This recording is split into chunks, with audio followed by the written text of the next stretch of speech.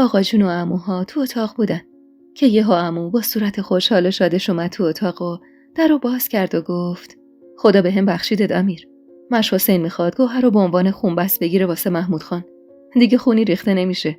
با این وصلت همه چیز ختم به خیر میشه. اون لحظه چشمم به مادرم بود. لبخندی روی لباش نشست و گفت مگه میشه؟ یعنی راضین عوض خونه پسرشون این دختر رو ببرن؟ یعنی با پسرامون دیگه کاری ندارن؟ عمو پسرشو تو آغوش گرفت و گفت چی از این بهتر زن داداش؟ آره، آقا جونم هم رضایت داد. اونا میگن دختر یکی یه دونتون رو میگیریم. زنمو خندید. خدا جواب دعاها و نذرامو داد. اینو گفت و در مقابل خدا سجده کرد و من اون لحظه حس کردم که به شیطان سجده میکنه. وگرنه کسی که خدا بشناسه اینطور ستم نمیکنه. به آشپزخونه رفتم و انگار شوکه شده بودم. نه اشکی نه ناله‌ای. فقط خیره به دیوار بودم و تمام اون روزای سخت این امارت از جلوی چشمام میگذشت و با خودم گفتم حداقل از اینجا با این آدماش دور میشم و دیگه هیچ وقت نمیبینمشون. صدای داد و بیداد زیور خاتون تو حیاط میومد. روی چهارپایه رفتم و از پنجره زیر زمین بیرون رو نگاه کردم. رو به مش حسین ایستاده بود و میگفت نمیذارم مش حسین. نمیذارم دختر بیگناه سیاه بخت بشه. خدا رو خوش نمیاد. آخه گناه اون چیه؟ آقا جون شروع به کتک زدنش کرد و جلوی چشم همه وسط حیاط مشت و لگد بود که حوالش میکرد. مش حسین آقا جون عقب کشید و گفت از شما بعیده پسرم. و روبروی زیور خاتون که روی زمین افتاده بود و چادرشو محکم دورش میپیچید گفت دخترم این بهترین کاره. دوستای عزیز و مهربونم، سحر هستم، راوی داستانهای جذاب عاشقانه. ممنون میشم با لایک کردن و به اشتراک گذاشتن ویدیوها به ما انرژی بدید. دیگه نه خونی میریزه نه آدمی میمیره. دشمنی هم تموم میشه. و همون خدایی که قبولش داری، من میدونم که محمود نون حلال خورده و نمیذاره تیغ به پای دخترت بره. میدونم زمان میبره تا داغ محمد از بین بره. زن برادرم موهاش یه شب سفید شده. بعد جور خاطر این تحت قاریشو میخواست. شکم آبستن زن پسرشو که میبینه از درون میسوزه. ولی چاره‌ای نیست. من نمیذارم خون و خونریزی ادامه پیدا کنه. اگه شما کوتاه نیایی و سنگ بندازی، دل محمود خان که سرد بشه، اون وقتی که اونو میکشه و شما با همینطور دوتا آبادی غرق خون میشه. بزرگی کن دخترم. خانومی کن. فردا هفتم اون خدا بیامرزه. پس فردا محمودو میارم صیغه عقد جاری میکنیم و دخترتونو میبریم. نمیشه چراغ بست، نه کل کشید، نه لباس دامادی تن شیرمردمون کنیم. سالها آرزوی داماد شدنشو داشتم. سالها انتظار ریشه‌ای که از اون باشه. ولی دست تقدیر امروز طوری داره دامادش میکنه که هیچ کس توقعشو نداشت. دخترم، فکر نکن محمود خان به این راحتی راضی شده. من اونو به مرگ خودم قسم دادم. اونو به خاک محمد قسم دادم. 4 ساعت تمام اون رو شونه‌هام گریه کرد. تموم جنازه برادرش از جای چاقو تیکه تیکه بود و سوراخ سوراخ. خونش هنوز تو اون زمین هست. خدا به هیچ کافری نشون نده. شوخی نیست. کاری که امیر کرد کار یه مرد نبود. مش حسین دستی به ریش سفیدش کشید و با عصای چوبی کنده‌کاری شدهش به طرف بیرون رفت. زیور خاتون صورتش خونی بود و کبود. آقا جون از کار خودش کلافه بود. چون هنوزم با گذشت سالها زیبایی که زیور داشت و هیچ زنی نداشت. ظرافت و زیبایی چهرهش مثال زدنی بود. همه هم میدونستن که آقا جون از مجردی خاطرخواش بوده و حالا تو اون سن و سال اونم جلوی عروسا و نوه‌هاش کتکش زده بود. زیور خاتون اما رو به امیر که رنگ برو نداشت گفت از دخترم کمتری که اینطور ما رو بی‌آبرو کردی. برو پاهای گوهر رو ببوس که حداقل اون نجاتت داد. امشب دیگه بخواب. اینا رو گفت و به طرف اتاقش رفت. و توی مسیر رو به صنمو گفت منقل و بافور منو بردار بیار، زغالم بذار دم بیاد. تصمیمات گرفته شده بود و قولها گذاشته شده بود. خبر مثل بمب همه جا پیچید. یه لگن آب گرم برداشتم و چند تا دستمال و رفتم اتاق زیور خاتون. حتی خونه کرن لبشم پاک نکرده بود و به دیوار تکیه داده بود و همینطور اشک میریخت. دلم براش کباب شد. به خاطر من به چه روزی افتاده بود. سر و صورتش رو تمیز کردم و جای کبودی رو مرهم گذاشتم و شروع کردم به ماساژ دادن پاهاش که گفت میخوای تا آخر عمر عذاب وجدانم بدی؟ دستمو جلو بردم و اشکشو پاک کردم. نه به خدا، من به مرگمم راضیم. همین که امروز بغلم گرفتید به یه دنیا عذاب و جهنم کافیه. امروز قشنگترین روز زندگی من بود. 2 دستی به سرش کوبید و گفت خاک بر سر ما که با تو چه کردیم. هنوز حرف زیور خاتون تموم نشده بود که با صدای داد و هوار ننه سراسیمه به ایوون رفتم. با صدای لرزونه گرفتش وسط حیاط عمارت ایستاده بود و میگفت افشان، شیرم و حلالت نمی کنم. تو دیگه اولاد من نیستی. امروز نفرینت می کنم به خاطر آتیشی که تو زندگی دختر خودت، اولاد خودت انداختی. خدا تو جیگرت آتیش بندازه. خدا تو جیگر همتون ای قوم کوفه آتیش بندازه. شما از کوفیانم کافرترید. کی با اولاد خودش این کارو میکنه؟ میفهمید معنی خونبس چیه؟ میدونی دارید اون دختر رو میفرستی تو جهنم. مادرم به خاطر اینکه آقا جون دعوا نکنه یا یه وقت به باد کتکش نگیره دستشو جلوی دهن ننه گذاشت و گفت بس کن مادر. اون دختر مایه ننگ من بود. من خجالت میکشیدم بگم دختر دارم. ننه سیلی محکمی بهش زد و توفی روش انداخت و گفت یادت نره خودت هم یه روز دختر بودی و من و پدرت با نداری ولی با عزت و احترام بزرگت کردیم. یادت نره که این دختر رو تو به دنیا آوردی. اون نیست که مایه ننگه. اون امیر و مردای این امارتن که از ترس پشت یه دختر قایم شدن. مرد بودید میرفتی تو دهن اون شیر. چرا گوهر رو سپر کردید؟ نفرین به همتون. امیدوارم خدا این امارت رو سرتون خراب کنه. بعد انگشتش رو به طرف زیور خاتون گرفت. من میمیرم ولی بشنوید و شاهد باشید. از روزی که گوهر بره مصیبت و عذاب جاش میاد رو سرتون. زیور خاتون پله ها رو با عجله رفت پایین و زیر بغل ننه رو گرفت و به طرف در خروجی برد. و دیدم که تو گوشش چیزی گفت و اونو فرستاد بیرون. سنمو خواست چیزی بگه که از چشمای خشمگین زیور خاتون ترسید و رفت داخل اتاقش. دوباره برگشتم تو اتاق. از مادر خودم گله داشتم. اونی که 9 ماه با شوق منو تو شکمش نگه داشت به امید پسر. و وقتی دختر به دنیا اومدم روزها گریه کرد. زیور خاتون از لبه پرده بیرون رو دید زد و گفت به ننت گفتم صبح بعد از اذان بیا دنبالت. بهتون پول و طلا میدم و فراریت میدم. باهاش برو. تو لایق خوشبختی هستی دخترم. من میدونم که یه مرد خوب میاد تو زندگیت که عوض این همه سالها بهت محبت کنه و خوشبختت کنه. من نمیذارم پاتو تو اون خونه بذاری و تو بشی عوض خونه اون پسر. گوهر خوب گوش کن پیش هیچ کسی حرف نزن. میدونم زمین و آسمون رو دنبالت میگردن ولی مهم نیست. ننه میبردت یه شهر دیگه. اونقدر این شهر رو اون شهر کنید تا جاتون امن بشه. تو که نباشی محمود خان میاد و امیر رو میبره و خون تموم میشه. شکر خدا مردای این خونه نه جرأت خونخواهی دارن نه وجودشو. با ترس گفتم ولی اگه پیدامون کنن چی؟ نترس. اونقدر نسبت به تو بی‌مهر و بی‌محبتن که کسی دنبالت نمیاد. فقط میخوان نباشی. اونقدری هم پول و طلا دارم که بهتون کمک کنه. مطمئن باش نمیذارم سختی بکشی. این همه سال مصیبت روت بود بس دیگه. همدیگر رو بغل گرفتیم. منم آزادی میخواستم. چی بهتر از این که با ننه باشم و دادا. شب زن کربلی اومد امارت و طبق قرار و مدار آقا جون طلاها رو و پول و بنجاق زمین رو بهش داد. همه خواب بودن. شب از نیمه هم گذشته بود. اما استرس نمیذاش بخوابم و فقط منتظر بودم که موقعش برسه و زیور خاتون گفته بود از راه پشت بوم فراریم میده. آخه اون موقع همه پشت بوما به هم راه داشت و میتونستم تا کوچه ننه برم و از اونجا اونا منتظرم بودن. چشمام از خستگی گرم خواب شده بود که گرمای تن کسی رو حس کردم. چشمامو باز کردم. امیر بود. دستشو روی دهنم گذاشت و گفت صدا در بیاد میکشمت.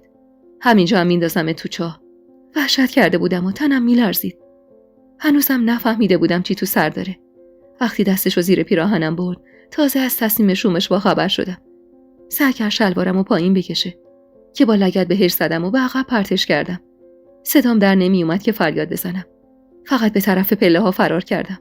ولی هنوز به پله اول نرسیده بودم که دستشو روی دهنم گذاشت و از عقب منو گرفت و در مقابل زور اون و جثه ظریف من کاری از دستم بر نمی اومد. سرمو روی تخت فشار داد و پیراهنمو بالا کشید. دست و پا می زدم. ولی حالش اصلا عادی نبود و زورش انگار 2 چندان شده بود. سعی داشت شلوارمو از پاهام بیرون بکشه. حالم داشت به هم میخورد. دستم به صورتش نمیرسید و سعی میکردم دستشو از روی دهنم بردارم ولی نمیشد و محکم‌تر دستشو رو دهنم فشار میداد. دهن کثیفشو نزدیکم کرد و تو گوشم گفت آبرو برای اون محمود خان نمیذارم.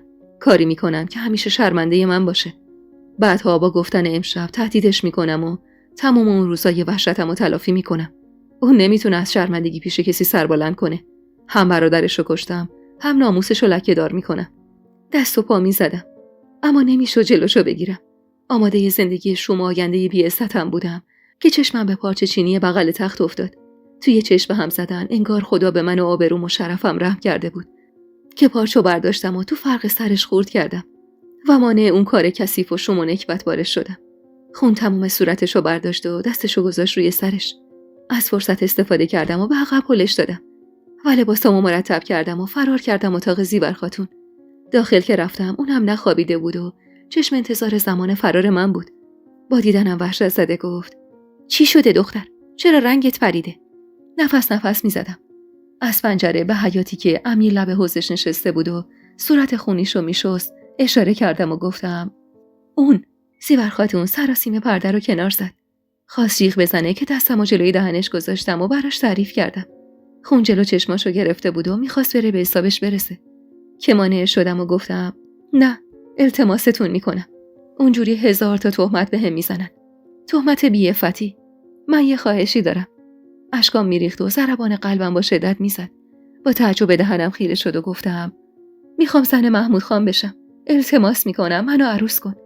من هر جا برم سایه اهالی این عمارت رو سرمه. هر جا فرار کنم همیشه باید بترسم. ولی تنها جایی که دست اینا به هم نمیرسه پیش محمود خانه. شاید این قسمت منه.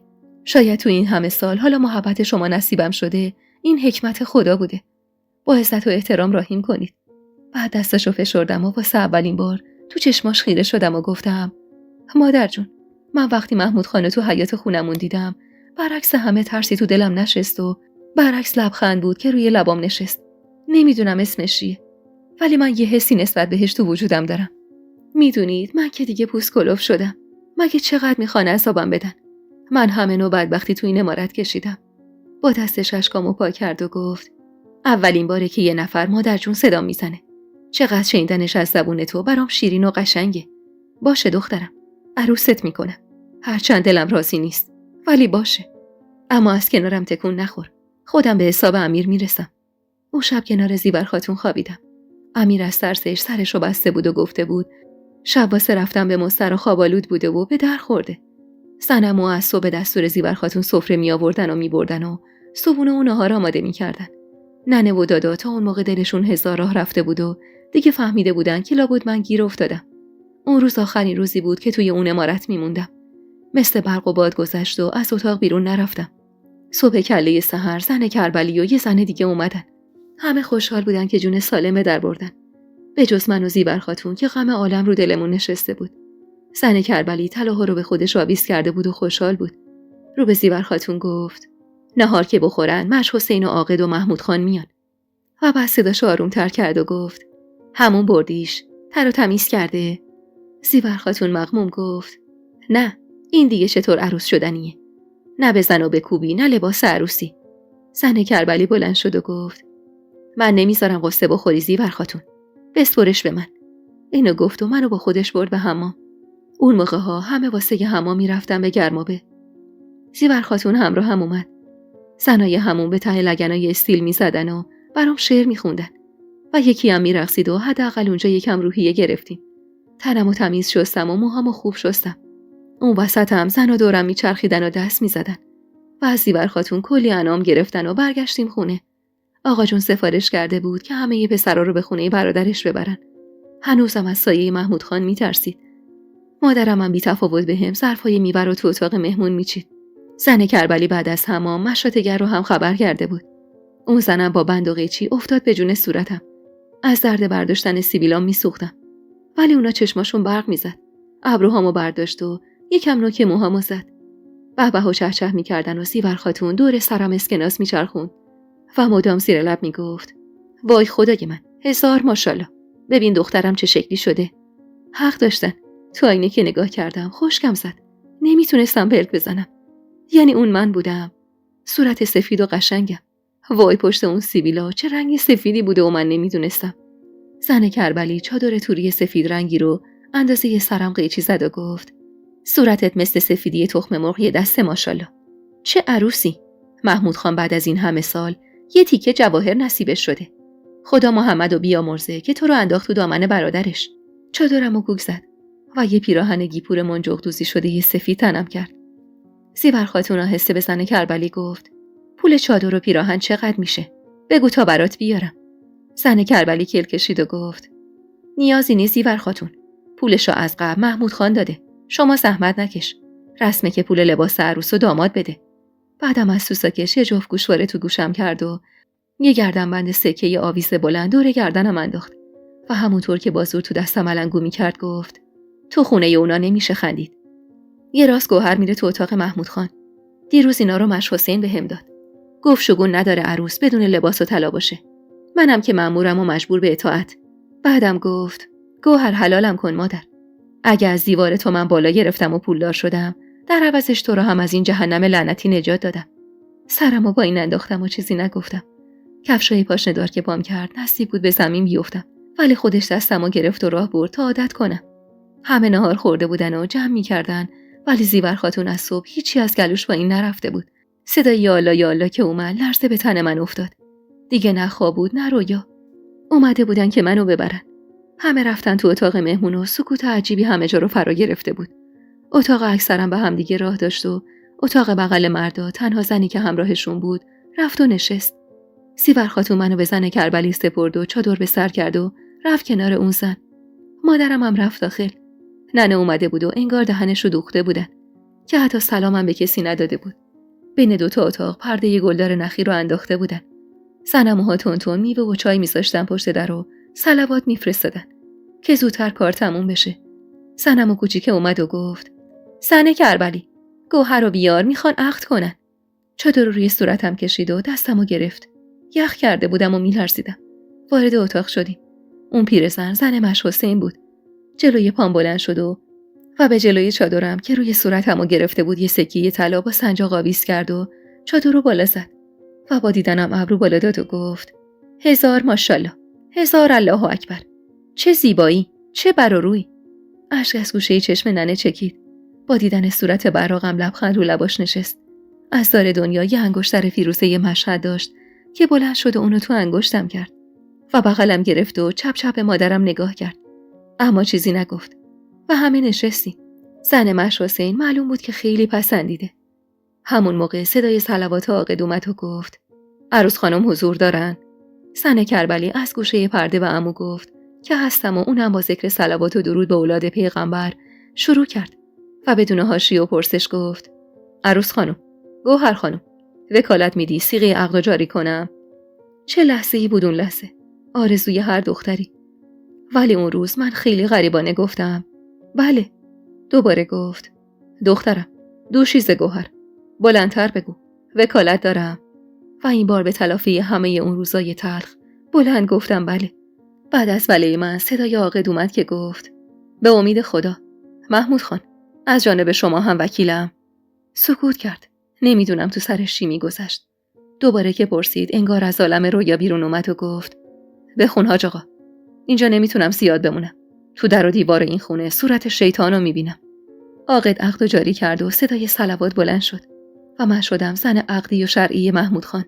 شدم جایگزین خونه ی قاتل، یه آدم کثیف و بیدین و ایمون. زیر اون چادر سفید اشکام میریخت. زن مش حسین انگشتری تو انگشتم کرد و با شنیدن صدای مش حسین که میگفت مبارک باشه بریم، تازه فهمیدم چی به سرم اومده. پاهم توان قدم برداشتن نداشت. آهسته آهسته بلند شدم. ننه رو محکم بغل گرفتم و زیور خاتون رو هم بغل گرفتم. و چه خداحافظی تلخی بود. زیور خاتون 2 علنگوی پهن دستم کرد و خودش از زیر قرآن و آب ردم کرد. از زیر چادر توری همه جا رو میدیدم. محمود خان خم شد تا پاشنه کفشش رو بکشه که نگاهش از زیر چادر به هم افتاد. یکم مکث کرد، ولی سری خودش رو جمع و جور کرد و بلند شد. حتی از آقا جون و بقیه خداحافظی هم نکرد و رفت بیرون. مش حسین و آقا جون با هم صحبت می‌کردن. زیور خاتون دستمو گرفته بود که زمین نخورم و منو تا جلوی در برد. زن مش حسین آروم آروم می اومد. ننه پشتشو به همون کرد و به طرف خونش رفت. مادر سنگ دلم اما حتی نیومد خداحافظی کنه و خوشحالی تو صورتش موج میزد. درشت که جلوی در بود. محمود خان داخلش نشسته بود و رگای گردنش برجسته شده بود و خون داشت از صورتش میبارید. دستش مو شده روی زانوش بود. زیور خاتون تو گوشم گفت حلالم کن گوهر جان. خم شدم دستشو ببوسم و سوار درشکه شدم. هنوز نشسته بودم که زن مش حسین سوار شد و گفت بشین پیش محمود خان دخترم، من اینجا میشینم. به ناچار کنارش نشستم. خاله لیلا زن مش حسین رو به روم نشست. مش حسین صلوات فرستاد و رو به زیور گفت خدا همه رو به راه راست هدایت کنه. با اجازت دخترم. زیور خاتون آستین کتش رو چسبید و گفت فکر کنید اولاد خودتونه. اول به خدا و بعد به شما سپردمش. مش حسین سوار شد و دورش که چی راه افتاد. از اون عمارت جدا شدم و دورتر و دورتر شدیم. خاله لیلا درست روبروم نشسته بود. دستاشو جلو آورد و چادرمو بالا زد و گفت انشالله همیشه خوشبخت باشید.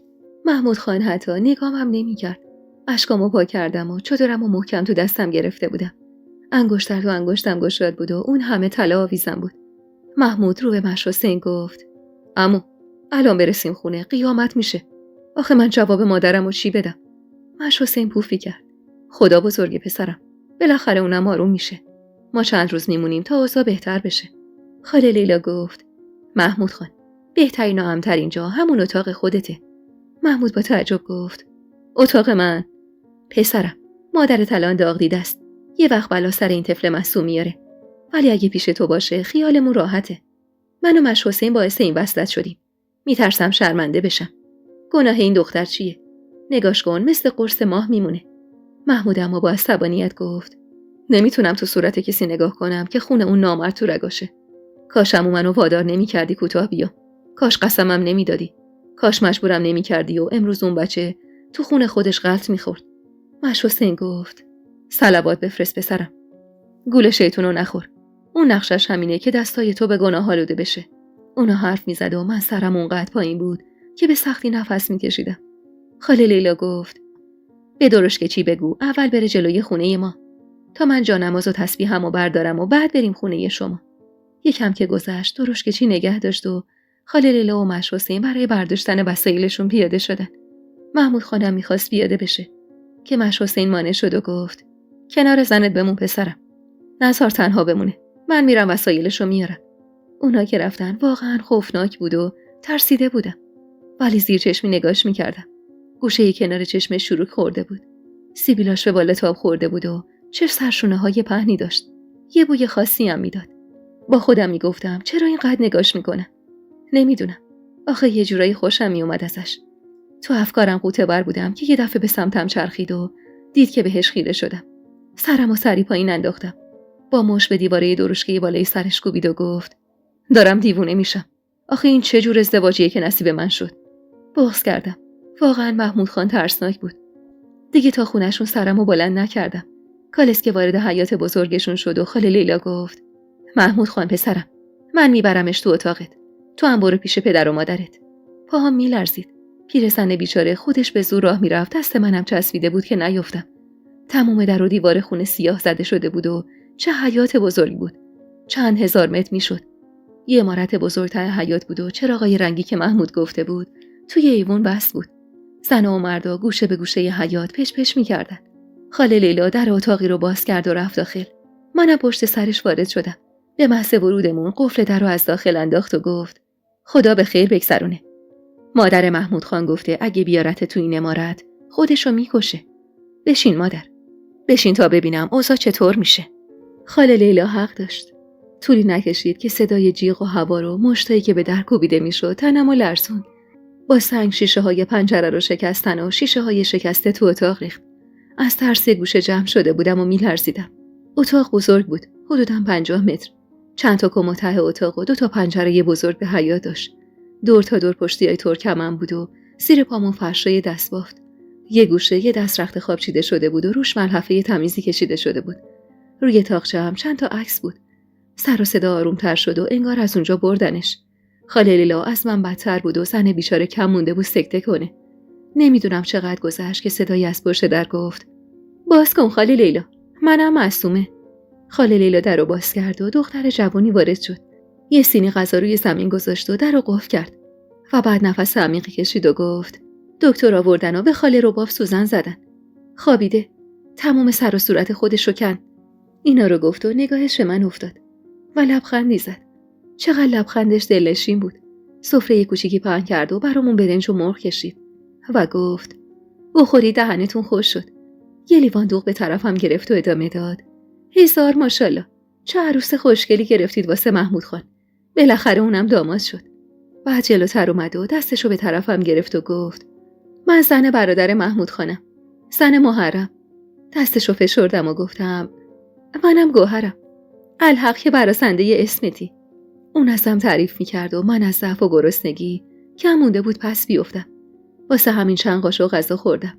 اما چشمم به در بود که کسی نیاد داخل و به هم آسیبی برسونه. بعد از تموم شدن غذامون معصومه سفره رو تو سینی گذاشت و یه نفر اومد و شیشه شکسته ها رو جمع کرد و برد. معصومه جلوتر اومد و چادرم از سرم برداشت و گفت الان میرم براتون چای میارم. تو هم اینجا راحت باش. فعلا در امانی. خاله رباب تا صبح با اون سوزنایی که بهش زدن میخوابه و بیدار نمیشه. از شبی که محمد رفته هر شب با اونا خوابیده. خاله لیلا گفت معصومه مادر، سارا کجاست؟ معصومه یه طور خاصی نگام کرد و گفت تو اتاق خودشون. از ظهر ماتم گرفته و میگه حالت تهوع دارم. خاله لیلا، حالا خوبه تازه 3 ماهشه که اونطور میگه سنگینم. خبر نداری که گوهر آوردید. اگه بدونه اونم داد و فریاد میکنه و دنیا رو سرمون خراب میکنه. خاله لیلا با اخ گفت از محمود خان جرئت نمیکنه داد و بیداد کنه. تو حواست باشه، اما اگه پرنده پر زد به من خبر بده. نگران این طفل معصومم. معصومه دستی به رو سریش کشید و با چشم و ابرو به خاله گفت میگم خاله، دیگه هوا تاریک شده، شما هم بیا برو بخواب. بذار محمود خانم بیاد بخوابه. آخه تو حیاط نشسته، خوبیت نداره. به نظر من فقط شما حریفش میشید. میگه نمیام داخل. خاله لیلا که فهمید منظورش چیه بلند شد که بره. اما قبلش به طرفم چرخید و گفت دخترم، امشب برای عاقبت به خیری خودت دعا کن. امشب فرشته ها تو این اتاقن. چیزی از حرفاش نفهمیدم. بیرون رفتن و من موندم و اون اتاق و تنهاییام. چقدر زود تلتنگ عمارت خودمون شده بودم. هیچ جهیزیه‌ای نداشتم. هیچ جشنی نداشتم. چقدر من غریب بودم تو خونه خودم. غریب. از کنار پنجره بیرون رو نگاه کردم. خاله لیلا خم شد و تو گوش محمود خان که روی لبه حوض نشسته بود چیزی گفت و قبل از اینکه محمود خان مخالفت کنه مش حسین دستی به ریشش کشید و گفت به خاک محمد قسمت دادم. بلند شو مرد، خوبیت نداره. مرد دیگه‌ای که شبیه محمود خان بود و لباس مشکی تنش بودم گفت بلند شو پسرم. هرچند این روز تلخیه، ولی من سالها آرزوشو داشتم که تو یه عروس بیاری تو خونه. پس اون پدر محمود خان بود. محمود خان پدرش رو بغل گرفت و گفت کاش بیدار بشیم و ببینیم همش یه خوابه. همش یه کابوس بوده. این دامادی از 1000 تا مردن واسه من بدتره. همینطور داشتم نگاهشون میکردم که معصومه دوباره اومد تو اتاق و من دست با عقب کشیدم. لبخندی زد و گفت شیطون نباش عروس خانم. بعدم رخت خوابو پهن کرد و گفت دستمالو گذاشتم زیر متکا. حواست باشه. فردا زبون دراز باشه که دامن لکه‌دار نبوده. دستشو گرفتم و گفتم معصومه خانم، با من چی کار میکنن؟ گره رو سریمو باز کرد و از سرم برداشت و همونطور که موهامو مرتب میکرد گفت هیچی عزیزم. امشب که بگذره از خدا بخواد زود بهت بچه بده تا خاله رو بابام تنفرش بهت از بین بره. تو خون بس شدی. قراره یه روز خوش تو این خونه نبینی. من با همه فرق دارم. سارا زن محمد خدا بیامرز یه عقربه به تمام معناست. حواست باشه بلا سرت نیاره. از دستش چی نخور. تا اینجا یه محمود خان هست در امانی. بعدش هم من هستم. عمو مراد پدر محمود خانو میگن. اونم مرد خوبیه. اون نخواست خونی ریخته بشه. اونم مراقبته. گوهر، من 2 تا دختر دارم و فکرشم که میکنم که اینطور بخوام عروسشون کنم تنم میلرزه. وای به دل مادرت که امشب چی میکشه. تو دلم خندیدم و گفتم آره، اون امشب خوشحاله که از من خلاص شده. تو فکر و خیالات خودم بودم که با صدای سرفه محمود خان که معلوم بود به خاطر داد و هوار گلوش گرفته معصومه بیرون رفت و پشت در 2 تایی پش کردن و خیلی زود محمود وارد شد. سر پا وایسادم. رو سریمون طرف اتاق بود و نمیتونستم برش دارم. موهای مشکیم دورم ریخته بود و با آستینای لباسم بازی میکردم.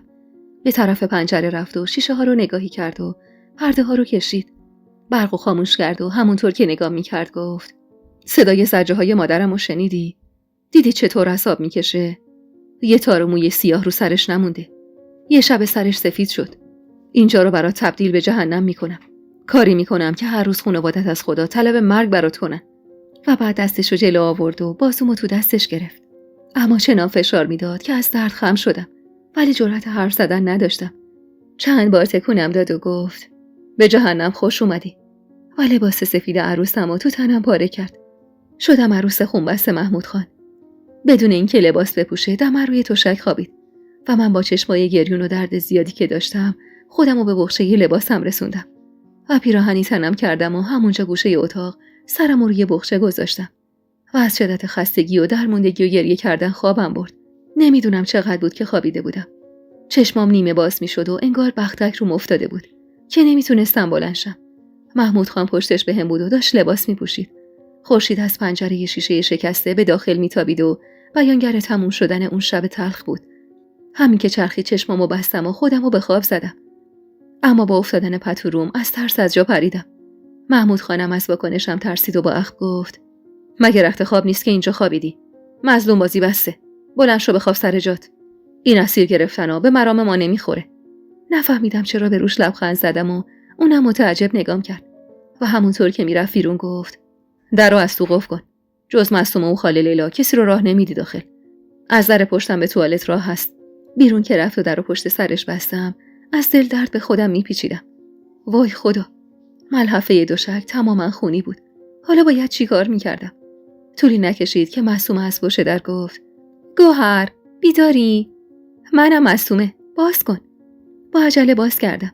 سینی به دست اومد داخل و درو قفل کرد و گفت: عروس شدی؟ با خجالت اشاره‌ای به دوشک کردم. خندید و گفت: پس مبارک باشه. بیا تخم مرغ و روغن حیوانی آوردم بخور که زن کربلی اومده پیش خاله ربابه تا اون هست بهترین موقع است که ببرمت حموم و بیارمت. محمود خان اجازه نداد بریم حموم بیرون. تو زیر زمین گفتم حلب روغن و پر آب کنن، بذارن داغ بشه. اونجا خودتو بشور و غسل کن. معصومه داشت حرف میزد و من تازه چشمم به نوزادی که با چادر به کولش بسته بود افتاد. یه دختر ناز و خوشگل. دستی به صورتش کشیدم. معصومه پایینش آورد و بغلم داد و گفت: دخترم مژگانه. به نظر خودم خیلی خوشگله. انشالله خدا به تو هم بده. چقدر بچه نازی بود. تو عمارت خودمون کسی بچه‌شو بغل من نمیداد و اون اولین بچه‌ای بود که بغل گرفته بودم. بچه رو قنداق کرده بود و من به سینم فشردمش. و همون موقع بغضم ترکید و مژگان به من خیره بود و پلک نمیزد. به نظرم اون میفهمید که من چقدر بدبختم. چون بچه‌ها پاکن و معصوم و از روی چهره آدم‌ها همه چیزو میفهمن. صبحونه که خوردم از در پشت اتاق رفتیم حموم و زود برگشتم اتاق. موهای به اون بلندی خیس بود و مگه میشد خشکشون کنم؟ نه حوله داشتم نه شونه‌ای. وارد اتاق که شدم پشت در رو مینداختم که چشمم به محمود خان افتاد. آخرین شیشه شکسته رو جا میزد و با ورودم سرشو به طرفم چرخوند. آروم رفتم و یه گوشه نشستم. شیشه رو جا زد و گفت: چرا موهاتو خوش نکردی؟ چرا بدون چادر بیرون رفتی؟ اینجا خونتون نیست آزاد باشی. همه اهالی این خونه به خونه تو تشنن. مسترا هم خواستی بری معصومه رو صدا بزن. جوابی ندادم. که محکم‌تر پرسید: میگم چرا موهاتو خوش نمی‌کنی؟ مریض میشی، اون وقت برام میشه قوزه بالا قوز. آروم گفتم: آخه حوله ندارم. برام جز همین 2 دست لباس چیزی نذاشتن. با تعجب به طرفم چرخید. نمیدونم دلش برام سوخت یا بیشتر ازم متنفر شد که گفت: میگم زن کربلی بیاد هر چی میخوای ازش بگیر. اون همه چی داره. موهاتم بکن زیر روسری وقتی میری بیرون. اخماشو ریخت و رفت بیرون. ولی دل منو هم با خودش برد. لبخند رو لبام نشست و تو سرم شروع کردم به رویا بافی. اون روز از زن کربلی همه چیز گرفتم و تا ظهر تنها تو اتاق بودم. با وجود دلشوره و تنهایی اما تهش توی اون اتاق آرامش داشتم. واقعا اون چه حسی بود که به محمود خان داشتم. اون با اخم نگاه می‌کرد و من با محبت. حتی اخماشم به دلم میشست. اگه الان عمارت خودمون بودم باید یه قابلمه بزرگ نهار میپختم و اون همه کار ریخته بود روی سرم. پس این اسارت از اون آزادی بهتر بود. 4 دست و پا تا جلوی پنجره رفتم. پنجره از زمین یه وجه فاصله داشت و آروم نشستم و پرده رو کنار زدم. 2 نفر از زنا که حدس می‌زدم خدمه باشن، حیاط آب و جارو می‌زدن. بوی غذا همه جا رو پر کرده بود. من تو اون عمارت جز اتاق محمود جایی رو ندیده بودم. موهام فر خورده بود و با گل سری که از زن کربلی خریده بودم بسته بودمش. جوراب نداشتم و پاهام زیر پیراهن لخت بود. زانوهامو بغل گرفتم و بیرون رو نگاه می‌کردم. از پشت پرده توری من دیده نمی‌شدم. یه دختر جوان دست به کمر اومد تو حیاط و نگاهی به طرف اتاق محمود خان کرد و رو به اون زن خدمتکار گفت: تو اتاق محمود خان نگهش می‌دارن؟ زن جواب داد: بله سارا خانم، ولی محمود خان اجازه ندادن کسی جز معصومه خانم برن داخل. پس اون زن محمد خدا بیامرز بود. شکمش یکم برجسته بود ولی طوری جلوش میداد که انگار ماه آخر بارداریشه و گشاد راه میرفت. سارا توفی به سمت اتاق انداخت و گفت: چه حقی داری که تو اتاق محمود خان بمونه؟ باید نوکر و کلفت ما بشه، نه خانم محمود خان. اونجا مونده که خودشو به محمود بندازه. همونطور که حرف میزد از اتاق دورتر میشد و من دیگه صداشو نمیشنیدم. پس کسی از جریانات دیشب با خبر نبود و نمیدونست که من و محمود خان شب گذشته ازدواج کردیم. چقدر حس بدی بود تنهایی و بی کسی. خاله لیلا که اومد انگار همخون خودم بود. با روی باز بهش لبخند زدم. پیرزن روی زمین به سختی نشست و پاهاشو دراز کرد. رفتم و پشتش متکا گذاشتم تا راحت باشه. دستی به سرم کشید و گفت: معصومه به هم گفت مادر مبارکتون باشه. به پای هم پیر بشید. محمود اونقدر هم بد اخلاق نیست. اون جای بچه منه. من بچه دار نشدم ولی محمود شد عصای پیری ما. 4 زانو کنارش نشستم و گفتم: خاله لیلا، مادر محمود خان حالش بهتره؟ سری تکون داد. چی بگم؟ مگه میتونه فراموش کنه؟ ولی اون زن با محبتی، خیلی دلش پاکه. من میدونم که خدا بهش صبر میده. الانم اگه با تو بده چون سارا نمیخواد تو بمونی. اگه از محمود خان نمیترسی تا حالا یه مون نذاشته بود رو سرت بمونه. ربابه به زور مشت قرصه که سر پاست. چند روزه یه لقمه درست غذا نخورده. داغ اولاد و خدا نصیب هیچ کس نکنه. ما امروز عصر میریم خونمون. ولی میام و بهت سر میزنم. بلند شد و با عصاش بیرون رفت. بعد از رفتنش میخواستم درو ببندم که محمود خان رو بروم سبز شد. نگاهم بهش خیره شد. اون همه جسارتو از کجا می آوردم؟ سرشو پایین انداخت چون من انگار خشکم زده بود و تکون نمیخوردم. اما با صدای مردونه‌ای که متعلق به پدرش بود که میگفت: محمود، یا الله بگو بیام داخل. با عجله برگشتم داخل و چادر به سرم انداختم. دستام میلرزید و نمیتونستم از جا تکون بخورم. محمود حالتمو که دید چپ چپ نگام کرد و کنار کشید تا پدرش بیاد داخل. ضربان قلبم شدت گرفت. حتما میخواست ناسزا بارم کنه. ولی برعکس تصورم اومد داخل و با دیدنم گفت: راحت باش دخترم. من دختر ندارم و تو مثل دخترمی. نشست و به پشتی تکیه داد. منم آروم روبروش نشستم. که گفت: عروس بزرگ این خونه ای. محمود همه چیز منه. اون اولین اولاد و بهترین اولاد منه. آرزوم خوشبختیتونه. میدونم تو هم به اندازه محمود تو عمل انجام شده قرار گرفتی و پاسوس اشتباه کسی دیگه ای شدی. دختر یکی دونه اون ناز پرورده حالا مجبور تنش هر لحظه بلرزه. از رباب خورده نگیر. هیچ کس نمیتونه اونو درک کنه. اینا رو گفت و بلند شد و منم به احترامش بلند شدم. جلو اومد و در مقابل نگاه متحیر ما سرمو بوسید و با بغض گفت: هدیه‌ای ندارم بهت بدم. ولی برات یه چیزی میخرم. اینا رو که گفت نتونست جلوی اشکاشو بگیره و رفت بیرون. جیگرم با دیدن اشکاش کباب شد. محمود با دیدن اون حالت پدرش عصبی شده بود و از خشونت لبریز. عصبی نزدیک پنجره شد. نمیتونستم ازش چشم بردارم. چقدر دلم میخواست میتونستم باهاش حرف بزنم. آهسته جلو رفتم و نفهمیدم چطور. ولی از پشت سر بغلش کردم. سرمو به پشتش چسبوندم. عطر تنش برام دلنشین بود. دستام به زور دور شکمش میرسید. محمود خان خشکش زده بود. سرشو خم کرد به عقب و دید که چطور بهش چسبیدم.